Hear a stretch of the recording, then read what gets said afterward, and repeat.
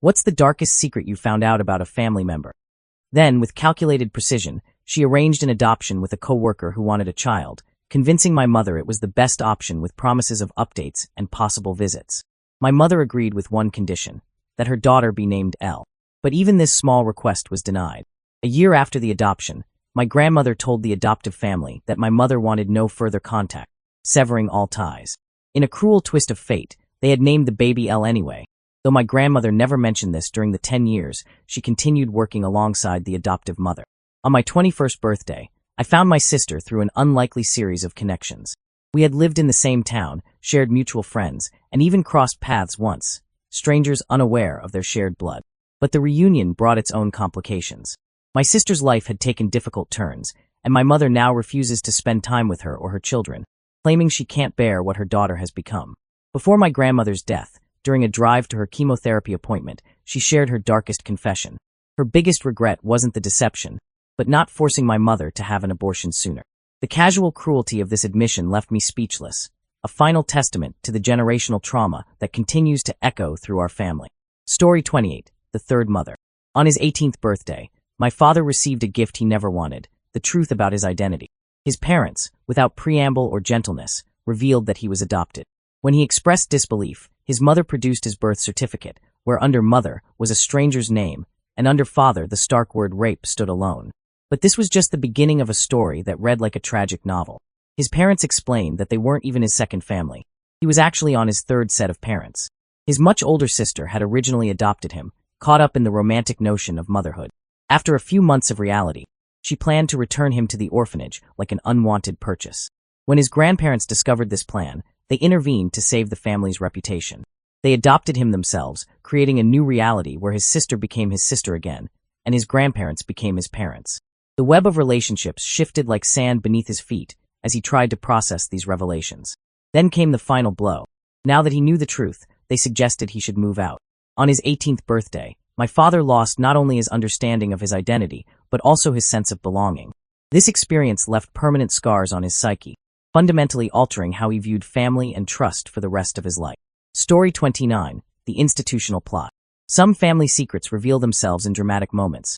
Others slip out through careless mistakes.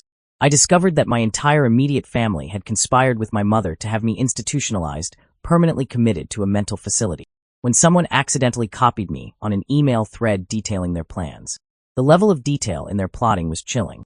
While I do have epilepsy, it's well controlled, and even uncontrolled epilepsy wouldn't justify such extreme measures. This was clearly my mother's elaborate scheme to gain custody of my son.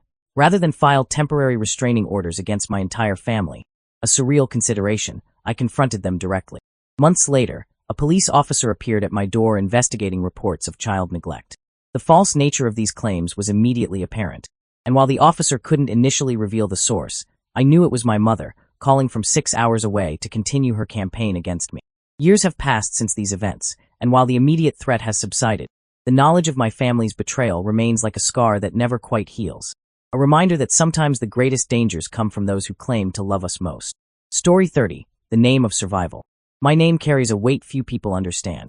It's not just a family tradition, but a marker of a battle for survival. Born at 24 weeks in 1987, when neonatal medicine was still in its infancy, I entered the world with less than a 10% chance of survival. The doctor, cold and clinical, presented my parents with a stark choice. Either we bury the child with the father's name or without a name. We need to save room in the NICU for babies with a chance to live. Without today's specialized ventilators or advanced equipment, my survival depended on manual modifications to existing machines, improvisations that would later help develop the technology used today. My mother, though she hated that doctor, had no choice but to see him during rounds until I was stable enough to be transferred to another hospital. During my 6 to 7 months in the NICU, the nurses gave me a nickname that became my everyday name, completely different from my legal name. This duality led to years of explanations to teachers and acquaintances about why the name on paper didn't match what everyone called me. The story came full circle in 2017 when my twins were born at 29 weeks. In a twist of fate, one of the nurses who had cared for me as a baby was still working and helped care for my boys. She and my mother shared photos and stories, creating a bridge across generations of survival against the odds. Story 31, The Winter War's Shadow. As a child, I would sit with my great-grandfathers and grandfather on Sundays, my limited Finnish requiring translation as they shared stories that no child should hear. Between sips of brandy and stolen puffs of tobacco, they unfolded tales of war that my grandfather tried to sanitize, but my great-grandfathers related with unflinching brutality. Their stories painted a landscape of horror and survival, their hatred for the Nazis evident but overshadowed by a deeper loathing for the Russians. They spoke of unspeakable acts, severed hands, cut tongues, and in the darkest moments, enemy heads mounted on fence posts like grim trophies. I can still see the cold fury in my great-grandfather's eyes as he described mutilating a man's face, deliberately leaving him alive to bear the shame of his scars. When they spoke of Helsinki during the Winter War, their voices would fill with fierce pride. They believed in fighting to the death against impossible odds, grimly joking that one Finnish soldier was worth 15 Russians, though they admitted such favorable odds were rare. Their stories, while steeped in violence, carried an unshakable pride in their resilience and determination to defend their homeland. These Sunday sessions revealed a side of them I couldn't comprehend as a child, but their words have echoed through the years, a testament to the brutal reality of war and the price of survival. Story 32, The Monster at Home. The darkest shadows in my childhood weren't cast by imaginary monsters under the bed, but by my father's systematic cruelty toward animals. His pattern of abuse began even before I was born, when he savagely beat his German shepherd for growling at my mother during their university days. This violence escalated when my older siblings were young. Dogs faced brutal punishment for the slightest perceived infractions, even approaching him from the wrong side when called. He beat them so severely that they dragged their hind legs, their spirits as broken as their bodies. He controlled their movements within the apartment with military precision, confining them to specific rooms unless under direct supervision. The most horrific incident, as recounted by my older sister, occurred during a winter walk. What began as my father playfully throwing snow in the dog's face turned murderous when the animal bared its teeth in response.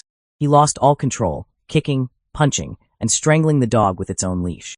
The dog later died at the veterinary clinic, with my parents maintaining the fiction of an accident. When I was young, his attention turned to cats, though with slightly less physical violence. He would release unwanted kittens by rivers, making sure we understood his power over their fate. The cats we kept endured regular beatings for making messes, their faces rubbed in their accidents as punishment. The most insidious aspect of his abuse was forcing us children to participate. He insisted we punish the cats as he did, claiming it was necessary for discipline. Though we sometimes found the strength to resist, I carry the shame of the times I complied, trapped in a toxic environment where cruelty was normalized. Since escaping that environment, I've worked hard to break the cycle, never raising a hand to my own cat except for necessary care. If there's any justice in the Catholic hell my father believed in so fervently, I hope he answers for every moment of suffering he inflicted on innocent creatures. Story 33, The Unwanted Daughter. My grandfather's story reads like a cautionary tale of prejudice and privilege. For the first 5 years of my mother's life, she believed he was her uncle, a fiction shattered when her mother finally revealed the truth. Despite his wealth, which funded overseas education for some of his children from other relationships, he discriminated against my mother on 2 counts, her gender and her white heritage. While her half-siblings received opportunities abroad, my mother remained trapped in their hometown, despite her academic excellence. She and her mother were forced to occupy a single room in a sprawling house filled with my grandfather's other children. As she grew older, many of her half-siblings resented her status as the daughter of a side woman, even though my grandmother eventually married my grandfather, legitimizing my mother's position. The bullying from her uncles and aunts during childhood was relentless, driving my mother to marry my father, a soldier, seeking protection and escape from her family's torment. Yet in life's final act, a strange reversal occurred. When my grandfather lay dying, he left his properties to my mother and a few sons, the only children who had cared for him in his declining years. My mother, showing remarkable grace, forgave him and took responsibility for his care despite the pain he had caused. I, however, cannot find such forgiveness in my heart. Each visit to his grave leaves me cold, unable to pray for a man who treated my mother as less than human simply because of her race and gender. Story 34, The Child Bride. A yellowed marriage license tells only part of the story. My grandfather was 20 when he began dating my grandmother, who was just 13. Within months, she became pregnant, but her family kept this secret from my grandfather. Instead, they sent her to live with distant cousins, while telling him she had simply left without explanation. Hurt and angry at her apparent abandonment, he didn't pursue contact. Meanwhile, one of her cousins adopted the baby, and my grandfather joined the army, shipping overseas for World War II. During his deployment, my grandmother returned home and began writing him letters, rekindling their relationship through carefully crafted words that never mentioned their child. After the war, they married, She was 17, he was 24, and went on to have 2 daughters together. As far as I can tell, my grandfather went to his grave never knowing about that first baby, never understanding why she had been sent away. My grandmother passed in 1996, and my grandfather lived to be 92, carrying their shared secret unknowingly. I'm the only one who has pieced the story together, but when I tried to share it with my mother, she refused to listen. She prefers to preserve the pristine image of her parents, rejecting any suggestion that might tarnish their memory. So this chapter remains unspoken, a ghost story in our family's history. Story 35, The Perfect Lie. My husband's grandfather, whose name graces both my husband and our son, left behind a legacy built on carefully maintained appearances. The official story, that he was killed by a drunk driver, might still be true, but it's only part of a more complex narrative. The truth, pieced together from whispered conversations and old documents, reveals he was visiting his mistress the night he died. This discovery added another layer of bitterness to my husband's grandmother, who had already expelled him from their home upon discovering his infidulence. Yet she never spoke ill of him to her grandchildren, maintaining the facade of a wonderful father and husband. His death saved her from the scandal of divorce and allowed her to retain everything: the house, property, and family business. But the price of maintaining this perfect image was steep. For as long as I knew her, she remained a bitter, miserable woman, whether from heartbreak, lack of closure, or the weight of perpetuating the lie. The tragedy extends beyond the immediate deception. For years, the family has upheld this image of small-town perfection, while behind closed doors, they're consumed by drama and lies. I suspected something was amiss early in my relationship with my husband, but felt it wasn't my place to investigate. The truth only emerged when my mother-in-law, herself engaged in multiple affairs, let it slip to my brother-in-law, likely to justify her own behavior. While this secret might not be the darkest, it shattered the family's carefully constructed narrative and helped explain the undercurrent of pain that runs through their relationships. I believe that honest, age-appropriate discussions about such matters could have spared my husband the shock of discovering the truth in such a roundabout way, especially since it seems the whole town knew except for the grandchildren. Story 36, The Bible's Hidden Pages. Family Bibles often serve as repositories of genealogical records, but ours harbored secrets that would reshape our understanding of the past. Growing up, I believed my grandmother was one of 4 daughters born to my great-grandparents, who passed away 2 years before my birth. But while leafing through the family Bible's carefully maintained pages of births, marriages, and deaths, I discovered an entry that would unravel a carefully constructed family narrative, a 5th daughter. When I questioned my grandmother about this mysterious aunt, she revealed a tale of heartbreak and betrayal. My great-grandfather's first marriage at age 20 had produced a daughter, but his wife had abandoned them both for a wealthy man when the child was just 1. 17 years later, the daughter returned, attempting to reconnect with the family that now included my great-grandmother and 2 children. Her brief return brought only discord. She moved in with them, but constantly complained about money, looking down on the family as peasants. Before my grandmother's birth, this prodigal daughter departed again, marrying into wealth and severing all ties. No one ever heard from her again, leaving us with the possibility of unknown cousins somewhere in the world. The family Bible revealed even deeper wounds. My great-grandfather was a junior, but had dropped the suffix out of hatred for his own father, who had abandoned the family for a mistress when my great-grandfather was young. Forced to quit school and work in factories to support his mother, he later rejected his father's attempt at reconciliation, disgusted by the older man's flaunting of his new wealth. In those weathered pages, I discovered not just a long-lost great-aunt who chose riches over family, but a great-great-grandfather whose abandonment left a legacy of pain and resentment that echoed through generations. Story 37, The Sister's Secret. Among 6 siblings, 5 sisters and my father, my aunt stood apart, though none of us understood why until a life-altering revelation emerged. She had always believed my grandparents were her biological parents, but the truth was more complex. She was adopted as a baby, the product of my grandfather's affair.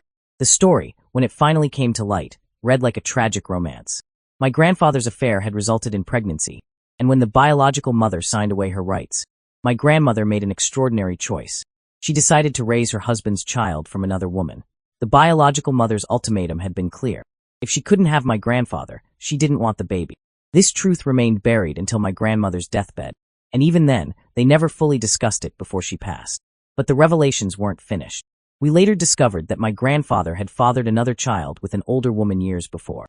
My father lived 35 years without knowing he had a half-brother who had already passed away. The final twist in this family saga came through modern DNA testing. That half-brother had a son who, in an incredible coincidence, turned out to be my dad's boss.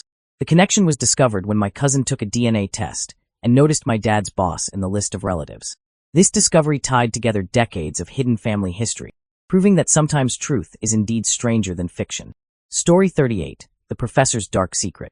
My uncle, a college professor, always triggered an inexplicable unease in me, despite his widespread popularity among students and colleagues. His charismatic presence and approachable demeanor earned him glowing reviews on Rate My Professors, with some even commenting on his attractiveness despite his balding head and middle-aged appearance. One day, tasked with delivering a birthday gift to his office at the college where I studied, I encountered a side of him that would confirm my instincts. The room was unnaturally cold when I entered, and he barely acknowledged my presence, focused intently on his computer screen. Then, with unsettling enthusiasm, he beckoned me over to look at his monitor. What I saw chilled me more than the room's temperature. A document titled The List, containing various Reddit topics: dark family secrets, worst advice received, job interview questions, and more. With a disturbing smirk, he leaned in close and whispered his confession. He posted the same questions on Ask Reddit Weekly, farming karma without moderation, then sold the accounts to AstroTurfers before starting the cycle again. Unable to process this revelation, I fled the office without a word. Though I shared what I'd witnessed, and his reputation gradually eroded as trust in him waned. He has never been caught red-handed. His once-packed classes no longer have waiting lists, but he continues his digital deception. Until he's exposed, I can only hope that fewer people fall for his carefully crafted facade. Story 39. The Social Media Family. My family's dysfunction manifests in a uniquely modern way, an obsession with appearances that plays out across social media platforms. They're consumed by their highlight reels, constantly showcasing expensive vacations, prestigious careers, elite education, and carefully curated social events. The women, particularly, act as social media vultures, swarming on any post I make with the intensity of sharks sensing blood. While some achievements merit pride, their approach crosses into pathological territory. Out of the entire extended family, I can count on one uncle's genuine nature. The rest feel like carefully constructed facades I wouldn't miss if they disappeared. Their true colors showed when they excluded my mother from holiday celebrations, throwing an elaborate party while I was 1,000 miles away, unable to support her. Though my mother initially declared she was done with them after this slight, the next day found her calling them again, desperate for their love and approval. I've chosen to distance myself from all of them, wanting nothing to do with my extended family or their children. The root of this toxicity traces back to my childhood, where my grandmother's abuse targeted me specifically. She never apologized for her cruelty, and no one else seemed to care since everyone else received better treatment. I became the family scapegoat, apparently deserving abuse because my father was in prison and my upbringing was rougher than others. My sassiness became her excuse for cruelty, though it was merely a child's defense mechanism against unwarranted hostility. Story 40. The Tangled Web. My family tree resembles a thorny thicket more than a graceful oak, with branches twisted by poor choices and complicated relationships. On my father's side, I stand alone as the only member who built something meaningful with their life. When my parents married, my maternal grandparents provided them a house, and I arrived 9 months later. Everything fell apart when I was 5, leading to their divorce. My paternal grandfather, always scheming for quick money, urged my dad to return to California, claiming he had nothing keeping him in North Carolina. My dad stayed, but in 2020, after my dad's stepmother died of brain cancer, my grandfather moved here, bringing along my cousin from Utah, orphaned at 8 when his mother died and his father went to prison. The situation grew more complex when another aunt and cousin moved to North Carolina, cramming 5 people into my dad's 2-bedroom apartment. Eventually, my grandfather, aunt, and one cousin moved out, leaving behind the cousin with no high school degree and only a part-time fast food job. Tensions between him and my dad escalated until 2 weeks ago, when my dad evicted him, leaving him to live with a co-worker, stranded without transportation or education. The pattern of family abandonment sickens me, but it's not surprising given my own father's parenting, a man who threatened daily beatings during my childhood and once pinned me against the wall with his hand around my throat. On my wife's side, things aren't much better. Her father cheated on her mother, abandoned her and her 2 brothers, married his mistress, had a son, and now expects another child at 57 with his 36-year-old wife. This means my wife will have a half-sister 26 years her junior, and our children will have a half-aunt barely older than them. A modern family structure that defies conventional explanation. Story 41. The Gambler's Toll. The destructive power of addiction reveals itself most clearly in my aunt's story, though I didn't understand the full scope until I was around 12. Her absence from family gatherings, her missing husband, and my parents' arguments whenever she called all hinted at a darker truth that eventually came to light. My aunt had been married, but her gambling addiction spiraled beyond control, creating debts so massive that her husband, at her urging, embezzled from his workplace to keep them afloat. When he was caught, the weight of his actions and the destruction of their lives proved too heavy to bear. He chose to end his life by hanging himself. Even after this tragedy, my aunt couldn't face her gambling problem. Her family continued enabling her addiction through financial support until they finally reached their breaking point. My dad was the last to stop helping her, and only then because my mom threatened divorce if he continued funding his sister's destructive behavior. With a young family and mortgage to consider, he couldn't justify supporting her addiction any longer. Only after her entire family cut her off did my aunt begin to address her demons. She moved several hundred kilometers away from the casino that had consumed her life and slowly began rebuilding. Over time, she managed to reconnect with her children and build relationships with her grandchildren. While I'm grateful she found her way back from the abyss, I can't help but mourn for her late husband, who chose theft and suicide rather than walk away from her addiction. Their story stands as a stark reminder of gambling's devastating impact, capable of destroying not just the addict, but everyone who loves them. Here are some chilling tales that will send shivers down your spine. Story 1. The Heroic Brother. In the harsh landscape of rural Texas, 1915, my father entered this world as the youngest of 10 siblings. His eldest brother Henry, standing 11 years his senior, would soon face a responsibility far beyond his years. Tragedy struck when their father perished in a devastating accident shortly after my dad's birth, thrusting young Henry, barely 11, into the daunting role of family patriarch. The true test of Henry's mettle came when my father was 9, in the sweltering summer of 1924. A ruthless gang of men, like vultures preying on the innocent, swept through their small town, abducting children to serve as slaves on distant cotton farms, some 400 miles away. This horrific practice, though unthinkable today, cast a dark shadow over those times. My father and 2 of his siblings were among the unfortunate souls torn from their home. Henry, now 18 and hardened by years of responsibility, returned from a cattle drive to find his mother drowning in despair over her missing children. With steely determination burning in his eyes, he strapped on his late father's twin six-shooters and embarked on a relentless pursuit. Like a vengeful spirit, he tracked the kidnappers across the unforgiving Texas landscape, riding empty boxcars and even atop moving trains, following whispered rumors and fragmented clues. My father's voice would crack with emotion whenever he recounted those hellish 2 months of imprisonment. Dozens of children, including him and his brothers, endured backbreaking labor under the merciless Texas sun, locked away in a decrepit barn at night, sustained only by scraps and the fading hope of rescue. Then came the day that would be forever etched in their memories, the moment they heard Henry's voice calling their names through the dusty air. As they ran toward their savior, a captor on horseback began shouting threats. Without a moment's hesitation, Henry's hand moved like lightning, his father's gun roaring with righteous fury. 2 more captors rushed to the scene, only to meet the same swift justice. "Let's go home," Henry said simply, his voice steady but his eyes reflecting the weight of what he'd done. The journey back involved more clandestine train rides, sharing cramped spaces with other rescued children who looked at Henry with a mixture of awe and gratitude. Upon their return, their mother collapsed at the sight of her lost children, while Henry silently put away the 6 guns that had delivered his family from evil, never to touch them again. In the lawless expanse of 1920s Texas, no investigation followed, no questions were asked.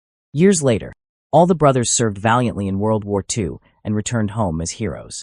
This incredible tale only came to light after Henry's passing. I had known him only as a gentle, diminutive man who ran a modest printing shop, barely 5 feet 4 inches, and weighing no more than 100 pounds. Never could I have imagined that this quiet soul had once blazed across Texas like an avenging angel, armed with nothing but courage and his father's guns, to save his family from a fate worse than death. Story 2. The Twins' Lament. In the shadows of my family's past lurks a truth that haunts my mother's dreams: the existence of a fraternal twin, separated at birth by a mother's impossible choice. The revelation came like a thunderbolt during my grandmother's drug-induced rage, her words cutting through years of silence. I kept the wrong child. My mother, only 12 at the time, felt her world shatter into 1,000 pieces. Desperate for answers, she turned to her great-grandmother, who confirmed the existence of a brother, but could offer little more than a name and the crushing weight of uncertainty. In a cruel twist of fate, my mother later realized she had once crossed paths with her twin, a chance encounter that held no meaning until years later. When confronted, my grandmother retreated behind a wall of denial, while my grandfather clung to disbelief, insisting, surely they would have had to tell me. But doubt had already taken root in his heart. Years later, as my mother carried me beneath her heart, she asked her great-grandmother to suggest a middle name. In a moment that seemed touched by destiny, the name she offered matched the middle name of my mother's long-lost twin, a ghostly echo of what might have been. Story 3. The Protected Predator. like a poisonous secret seeping through generations. The truth about my great-uncle festers in our family's conscience. Though never openly acknowledged, his predatory nature targeting underage family members is known to all who matter. My grandparents, his victims, my mother, my aunt, and several cousins. The family's response. A deafening silence justified by his supposed religious redemption. This dark chapter predates my birth, but its shadow looms over every family gathering. My grandparents dance around the truth with vague euphemisms. Tony did bad things, but he's a changed man now. Meanwhile, I've inherited a grim responsibility, pieced together from my mother's history of assault and her fierce determination to shield me and my female cousins from his presence. Now in my 20s, I've become an unwitting guardian at family events, orchestrating a careful ballet of protection. Without explanation, I must quietly intervene, shepherding children away from his reach, deftly removing toddlers from his arms, all while maintaining the facade of mere overprotectiveness. But the weight of this charade grows heavier with each passing day, and my resolve strengthens. I will no longer be complicit in protecting a predator for the sake of family peace. The next time I must rescue a child from his grasp, I plan to shatter this conspiracy of silence. Consequences be damned. Story 4. The Vanishing. In the murky depths of my family history lies a tale of violence, fear, and mysterious disappearance.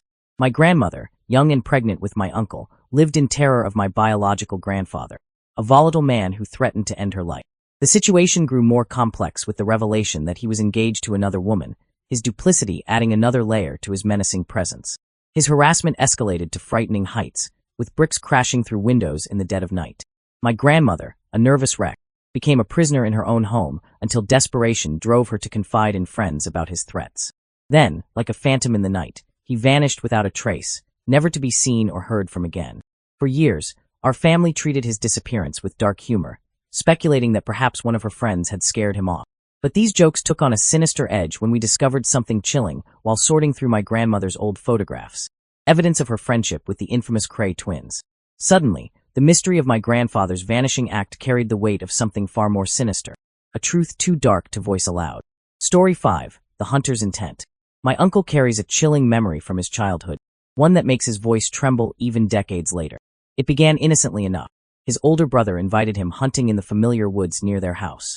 But as they ventured deeper into the forest, straying far from known paths, something felt wrong. His brother kept falling behind, allowing my uncle to take the lead. The moment of truth came when my uncle turned around, only to find himself staring down the barrel of his brother's shotgun. The air grew thick with tension as he asked, "What are you doing?" His brother's hesitation and quick excuse about seeing something in the distance did little to mask his true intentions.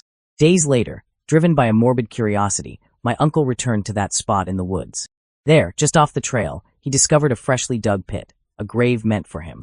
From that day forward, he never again ventured anywhere alone with his brother, carrying the weight of knowing his own flesh and blood had contemplated fratricide. Years later, as family stories circulated, the truth about his brother emerged like a dark flower blooming. A narcissist who valued his ambitions above all else, who eventually abandoned his marriage and succumbed to a drug overdose. While we'll never know for certain what transpired in those woods that day, the fear that still grips my uncle when he tells the story speaks volumes about what might have been. Story 6. The Accidental Killer. The weight of silence hung heavy around my grandfather, a quiet man whose past remained shrouded in mystery until just before his death in 2017. The truth, when it finally emerged, was more devastating than anyone could have imagined. At the tender age of 10, in the late 1930s, an innocent afternoon of target practice turned tragic when his rifle accidentally discharged, claiming the life of a young girl his age. Though authorities deemed it an accident, the girl's family refused to accept this verdict. They haunted his home, their accusations of murderer, echoing through the night until the guilt and torment became unbearable. Unable to face the daily reminder of his tragic mistake, he fled his home as a teenager, eventually assuming the identity of a man named Rocky who had passed away. But fate wasn't finished weaving its tragic tapestry. Years later, my father, who was adopted, discovered his biological family through DNA testing. In an almost impossible twist of destiny, his biological father shared an eerily similar past. He too had accidentally killed someone as a child, fled home, and forged a new identity. Two men, unknown to each other, bound by parallel tragedies, their lives forever altered by childhood accidents that forced them to become someone else. Story 7. The Hidden Children. 2 years ago, a DNA test unraveled a truth my mother had buried for nearly 6 decades: the existence of 2 babies she had given up for adoption. The first child was surrendered 18 months before my birth, the second when I was just 3 years old. Each child had a different father, and I've come to suspect that my own survival in the family was secured only by my father's decision to marry her, though their union lasted barely a year. During her pregnancy with the second child, I was sent across the country to live with my great-grandparents, shielded from the truth unfolding at home. Only my mother and grandmother were privy to these adoptions, a secret they carried to their graves. The truth emerged like a long-dormant seed finally breaking through soil, sprouting from the results of modern DNA testing. Meeting my half-siblings, a sister older than me and a brother younger, has been a journey of bittersweet discovery. While our connections have grown into something positive, the initial revelation shook the very foundation of my identity and forever altered my perception of the woman I called mother. In her silence, she had created a family tree with invisible branches, its shadows stretching across generations. Story 8. Sacred Lies. What began as a simple family tale of secret romance unraveled into a tapestry of generational deception, each thread woven with Catholic guilt and carefully crafted untruths. My parents had always claimed they married in secret, only revealing their union when pregnancy forced their hand. Years later, the truth emerged. Their wedding bells rang on the very day they discovered the pregnancy, their previous story nothing more than a carefully constructed facade. But the real revelation came when my father, an only child revered by his devoutly Catholic parents, discovered his own origin story was built on similar sacred lies. After his strict, conservative parents passed away, a yellowed wedding license surfaced, its date stamped 2 months later than the anniversary they had celebrated for decades. While not the darkest of secrets, it cast long shadows in our deeply Catholic family, where appearances often mattered more than truth. Story 9. The Fugitive's Daughter. For years, I lived with the comforting fiction that my birth father had died heroically in the Navy before I drew my first breath. Reality, when it finally emerged, proved far more complex and criminal. Not only was my father very much alive in California, but the sister I had been told died at birth had actually been given up for adoption, another piece in a puzzle of family secrets. As I began unraveling the threads of my family history, a story worthy of a crime novel emerged. My grandparents, along with my mother, then 16, and uncle 14, had been running a car theft operation, stealing vehicles in Southern California and smuggling them to Tijuana. When federal investigators began closing in, the family fled to Central America like thieves in the night. My mother, heavy with child me, eventually made her way back to Texas. There, she attributed my paternity to her last boyfriend, crafting the convenient story of his naval sacrifice. Less than a year later, she gave birth to my half-sister, whom she surrendered for adoption while telling everyone the child was stillborn. The final twist in this tale of deception? My grandmother, far from being a simple homemaker, had built a criminal empire as a brothel madam and professional arsonist. But that's another chapter in our family's book of secrets. Story 10. The Cruel Revelation. Family divorces often bring out the worst in people, but my parents' separation crossed a line that should never have been breached. Their bitter war of words frequently played out before us children, most of which I learned to tune out like static. But one day, my mother's words cut through the noise with devastating precision. As my siblings and I sat watching television, innocently discussing our upcoming visit with Dad, my mother stormed into the room like a fury. Without warning or consideration, she spat out words that would forever change how we saw our father. "Did you know that your dad was molested?" The room fell silent, the television's chatter suddenly meaningless. This deeply personal trauma, something my father had chosen not to share in the 18 years I lived under his roof, was weaponized in an instant. To this day, I struggle to understand what possessed my mother to reveal such a sensitive secret, or why she seemed to think being a victim of abuse somehow diminished him. It was a bizarre and cruel way to learn something so significant about my father, a moment of thoughtless revenge that left lasting scars on our family's psyche.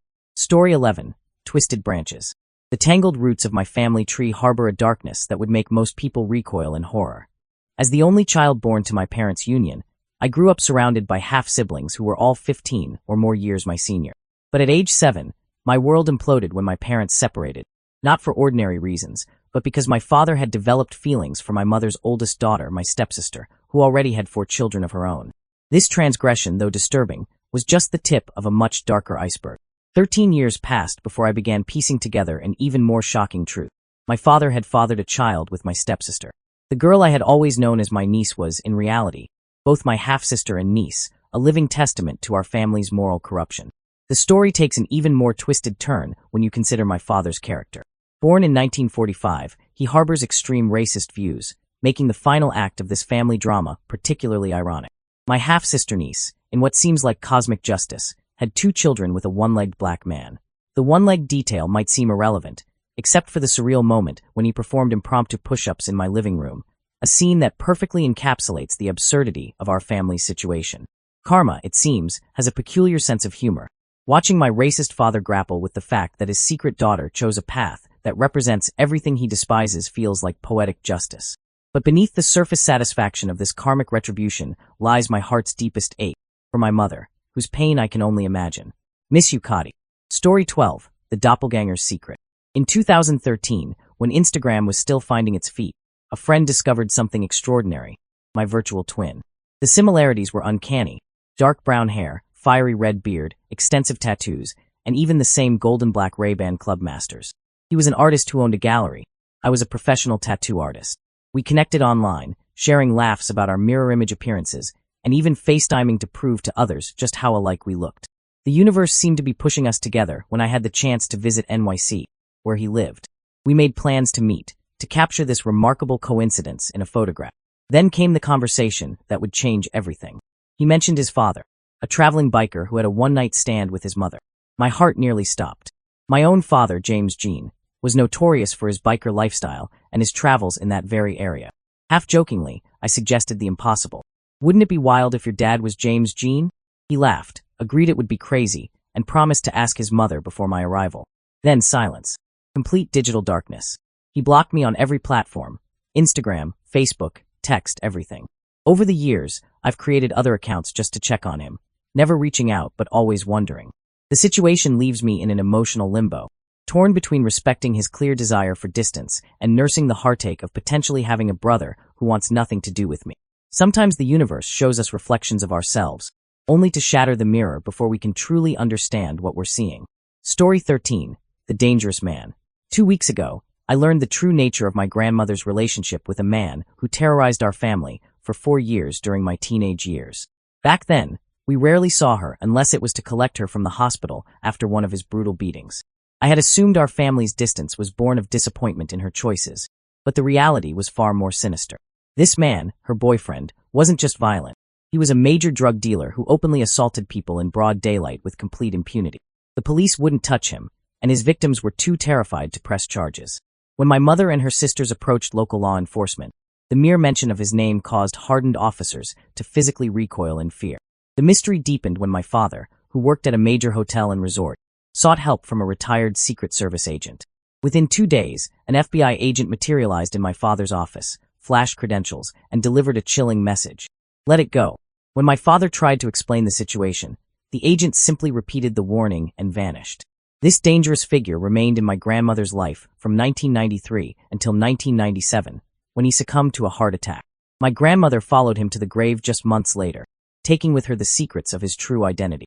To this day, we can only speculate about who he really was: a protected witness? A mob enforcer? At 40 years old, I'm still searching for answers about this dark chapter in our family history, wondering what powerful forces could make law enforcement officers tremble at the mere mention of his name. Story 14. The Sister's Burden. A decade ago, when historical assault cases dominated the news cycle, my Nan shared a devastating secret that had haunted her for decades. Through tears, she confessed that her brother had attempted to rape her when she was a teenager. I held her pain in confidence, becoming a keeper of her long-buried trauma. After her passing, I learned that my father also knew of the assault, though his understanding was even darker. He believed it wasn't just an attempt, but a completed act. He suggested this violation had cast long shadows over his parents' marriage, creating insurmountable barriers to intimacy. My Nan's lifelong distrust of men, her often-voiced hatred of them, suddenly took on new meaning.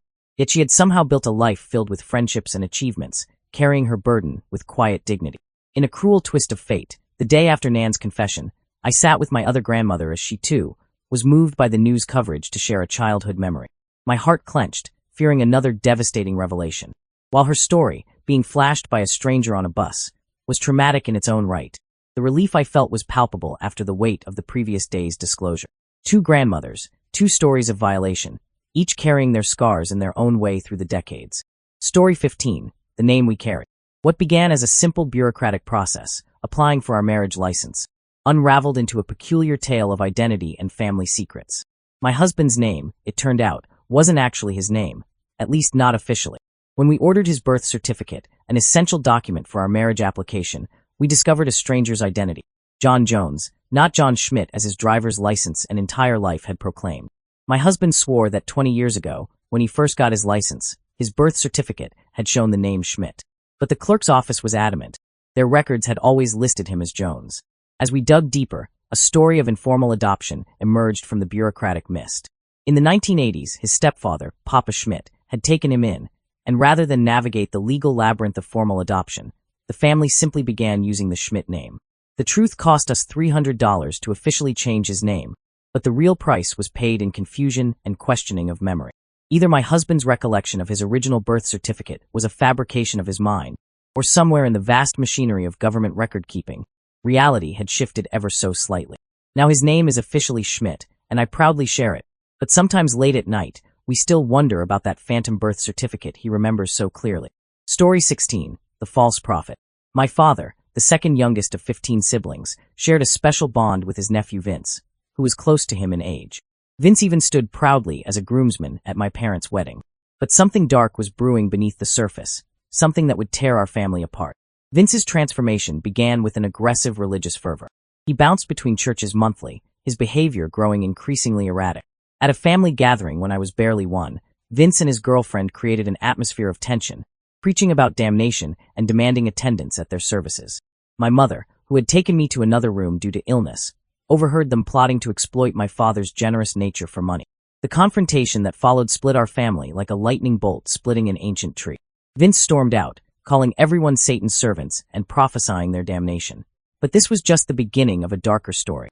As the years passed, we discovered the terrible truth.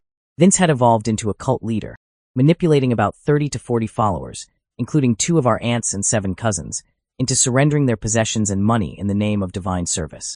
His operation targeted vulnerable immigrants, forcing them to work his farmland while he pocketed the profits.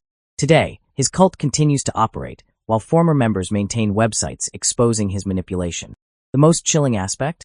He's still out there, still wielding his toxic influence over some of our own flesh and blood. Story 17, The Adventist Escape.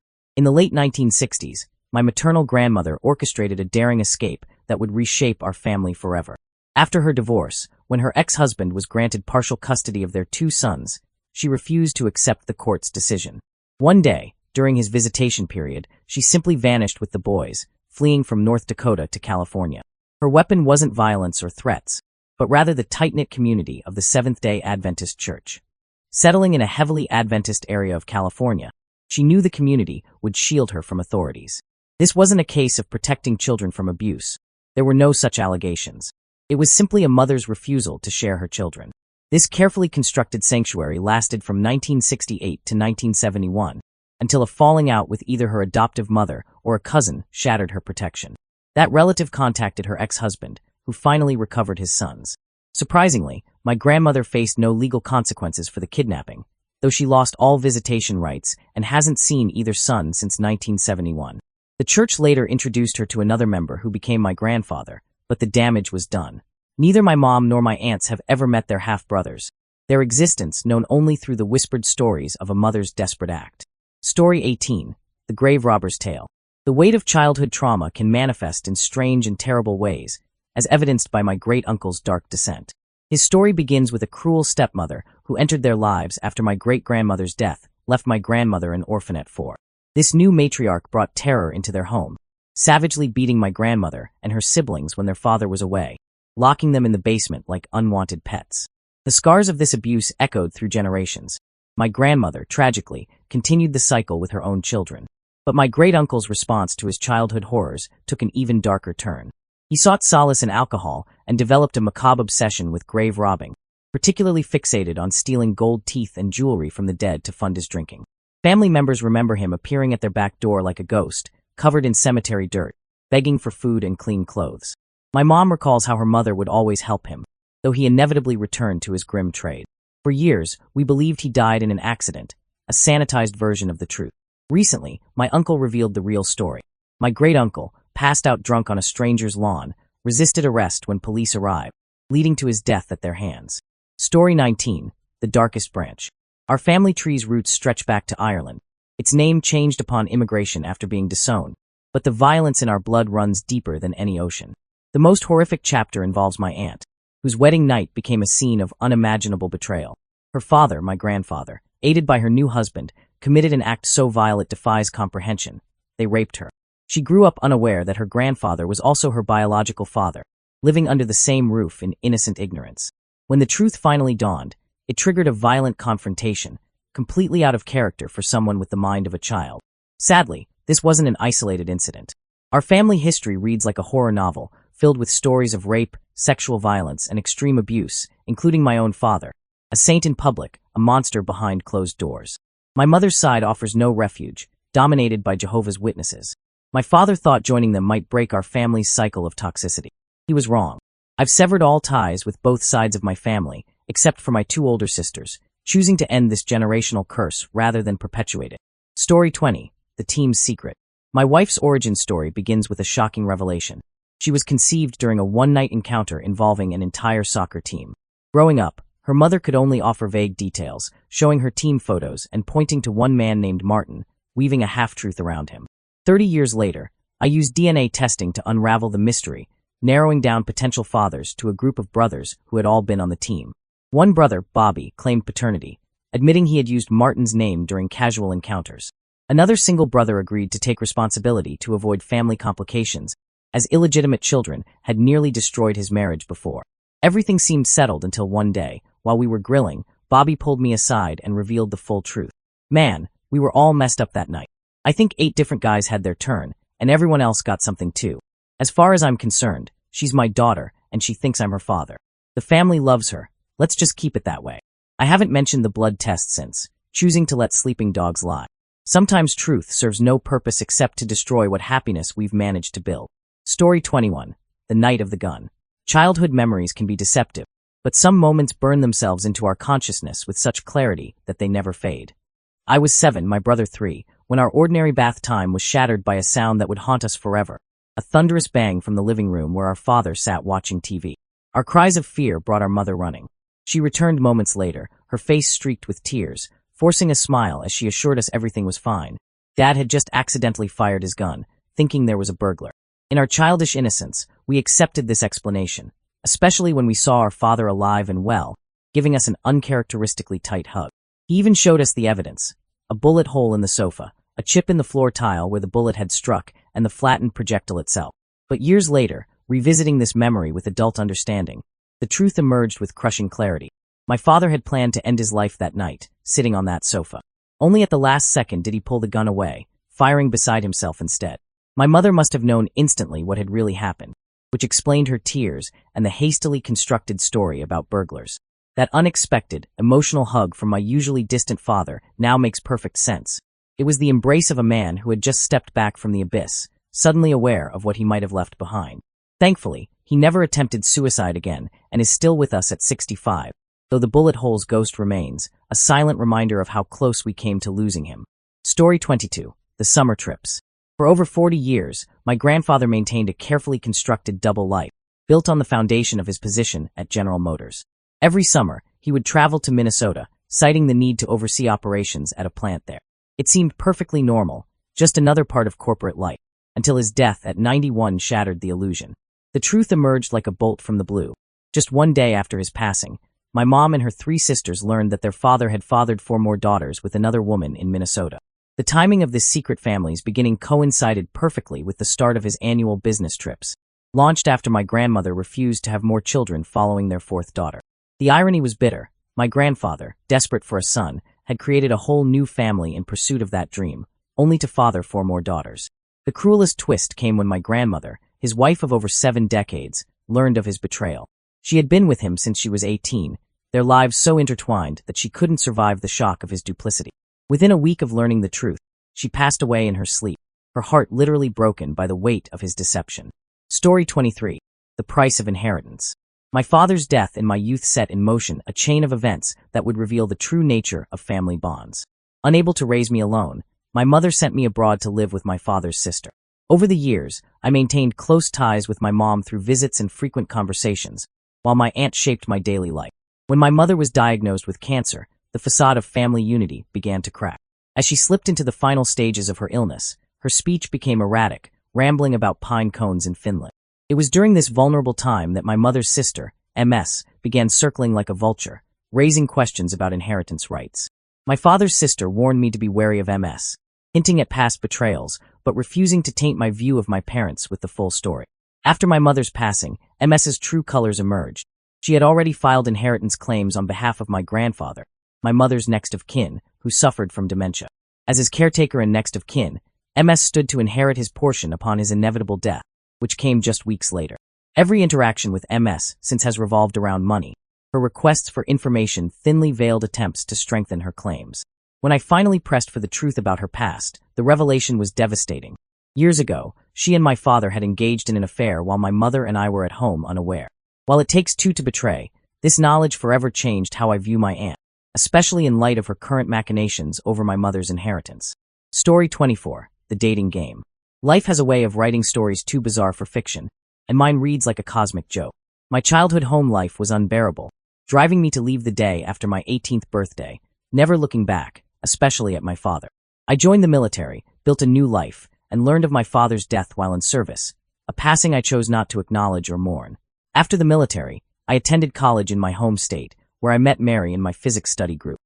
We connected deeply, sharing the common ground of estranged families.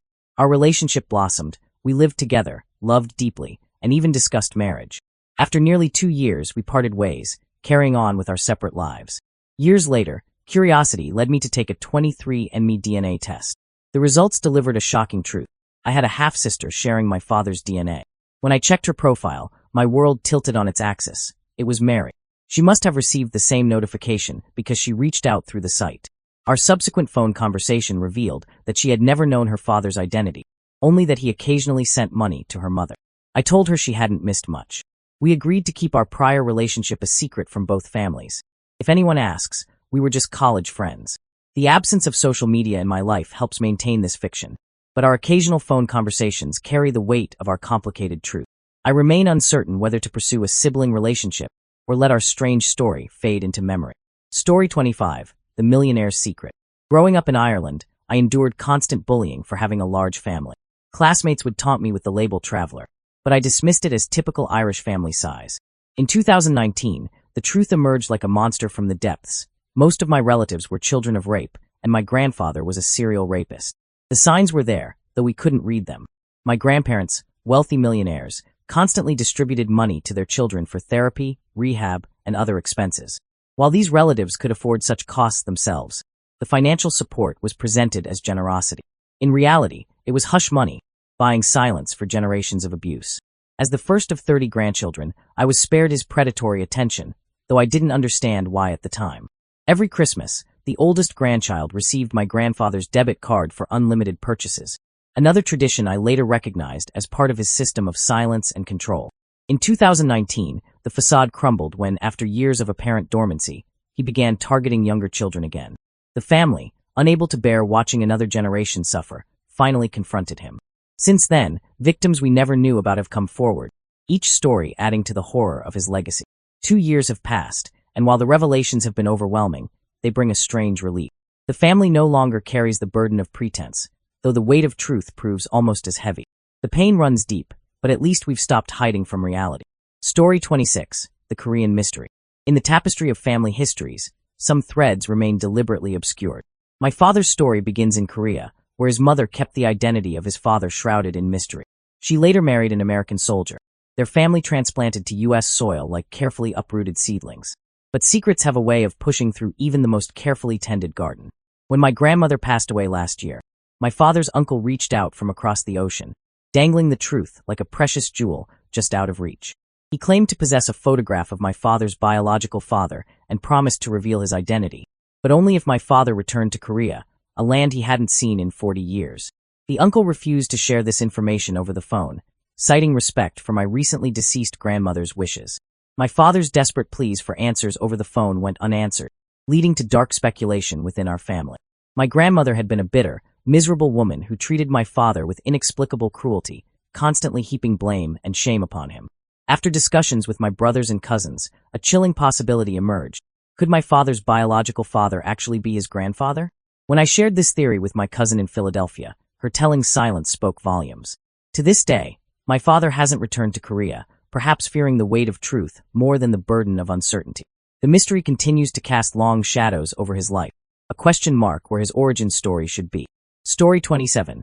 The 13-year-old mother. What began as a story about a young mother's sacrifice for her child's better future unraveled into a tale of trauma, manipulation, and generational pain. My mother was just 13 when she became pregnant, the father a 25-year-old predator. She carried her secret until her third trimester, when my grandmother's discovery sparked not protection, but threats. Faced with her daughter's pregnancy, my grandmother issued an ultimatum: give up the baby or face life on the streets. She strong-armed the baby's father into signing away his rights, wielding the threat of prison like a weapon.